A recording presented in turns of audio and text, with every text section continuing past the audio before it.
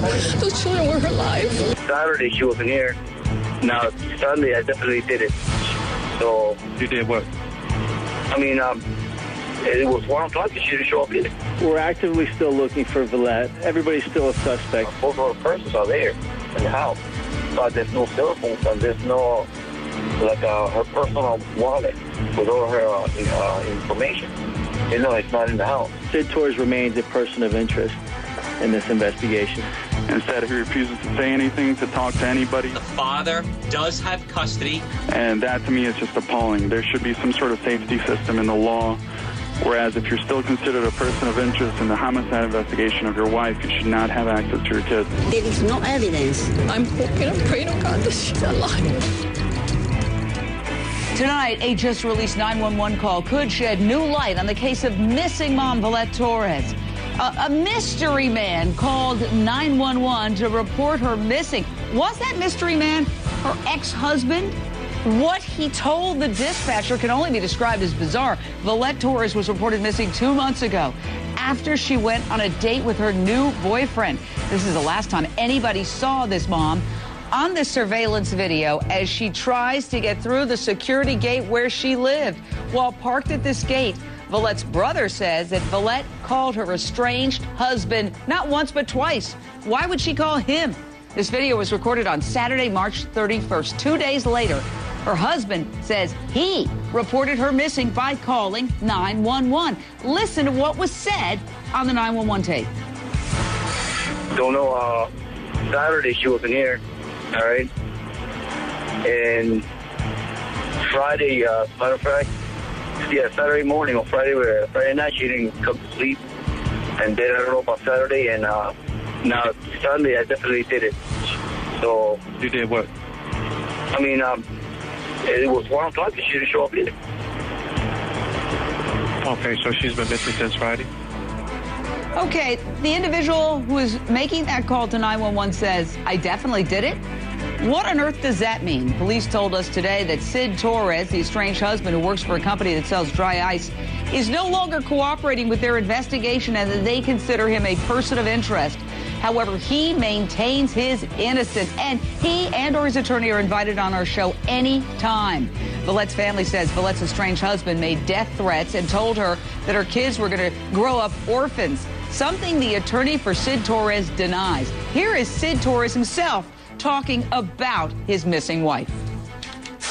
Have anything to do with her disappearance? Nothing at all. I'm counting the hours, I'm counting the minutes, and I'm hoping she comes back. This beautiful mom has 3 young children between the ages of 4 and 12, and now her husband has custody of those kids. Could police have released this 911 call to put pressure on the husband? Vilet's sister, Nijiva Blanco. You joined me tonight. Thank you. My heart goes out to you. I know what hell it is to not have any knowledge of what happened to your precious sister. First of all, what was your reaction to this 911 call and what was said? Can you recognize the voice on the tape on the 911 call? Yes, I clearly recognize it's Sid Torrez calling 911. Victor, meaning the estranged husband of your sister? Yes, that's her ex-husband. Sid, yes. Torrez. When you hear it, you're saying, I don't know, I've never met the man. You're saying it sounds like him? It is him. I know it. I recognize his voice anywhere. I've spoken to him many times. I've known this man for 20 years. I've spoken to him on the phone, in person. I know it's him. Let's listen to the portion of the 911 call again where we hear a man who, you hear the family of the missing woman say, oh, it's her estranged husband. We don't have any independent confirmation of that. But this individual blurts out the words, I definitely did it. Listen carefully. Don't know, Saturday she wasn't here, all right? And Friday, matter of fact, Saturday morning or Friday night she didn't come to sleep. And then I don't know about Saturday, and now Sunday I definitely did it. So... You did what? I mean, it was 1 o'clock and she didn't show up either. Okay, so she's been missing since Friday? I guess. All right, now, we reached out to the estranged husband, and again, they are invited. He or his attorney are invited on the show anytime, but we did get a statement, and let me read it to you. Sid Torrez has made prior statements to the police and the media that he had nothing to do with Vilet's disappearance. He has nothing further to add to those statements, and that is from his attorney. Now, under Florida law, police cannot release the identity of the caller, but the husband has told media outlets that he reported her missing April 2nd by calling 911. So I've got to ask Pat Brown, criminal profiler, you heard the 911 call, this "I did it" comment. Is that an innocuous comment? What do you make of it? Oh, the whole call is fascinating. He can't keep his story straight. He's not starting from the beginning and going to the end with a simple explanation of what's true. He's all over the place trying to explain why she's not there. And he does give a confession, which I think is even more interesting, that they then ask, what do you mean? And he just doesn't answer that. So if he had something that he could tell them of what he meant, besides "I killed her," he would have said what that was. So this is an extraordinarily suspicious tape, extremely deceptive. Yeah, they're going to be looking at him like 100% from this tape. Well, J.D. Weintraub, you're a criminal defense attorney, and I know you always speak up for people who are under the microscope. What innocent explanation is there for that? I mean, when people are making 911 calls, if he is making that call, and we haven't been able to verify that, would that be something where somebody's shaky and they're confused, they're agitated?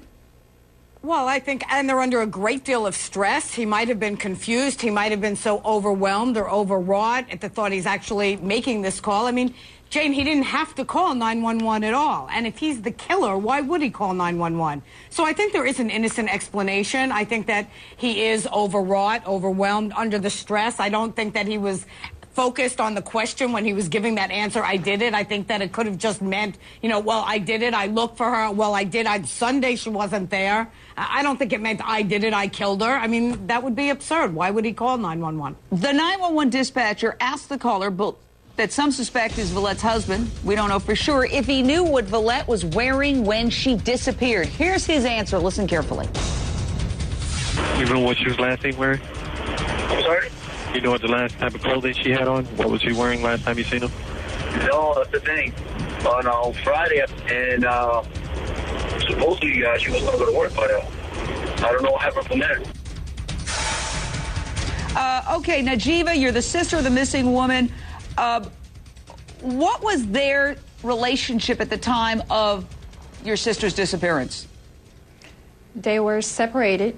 They had been separated for 3 months, and as I understood, he was not living in the house anymore, and he had gone to the house on Friday to pick up the children. Now, I understand, according to the phone records, they reportedly indicate that Vilet called her estranged husband when she couldn't get in.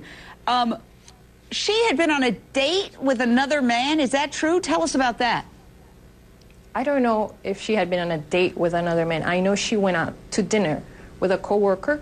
I know that she told her daughter that she was going out to eat. She called her daughter around 10 o'clock, and she told her, "I'm going to eat, okay?" And she said, "All right." And that's the last thing I heard. Are you upset that the estranged husband has the children? Of course I'm upset. He's still a person of interest, and all these things are coming out about him, and it makes him even more suspicious. And if he feels this wall is closing in, I don't know what he's capable of doing to the kids.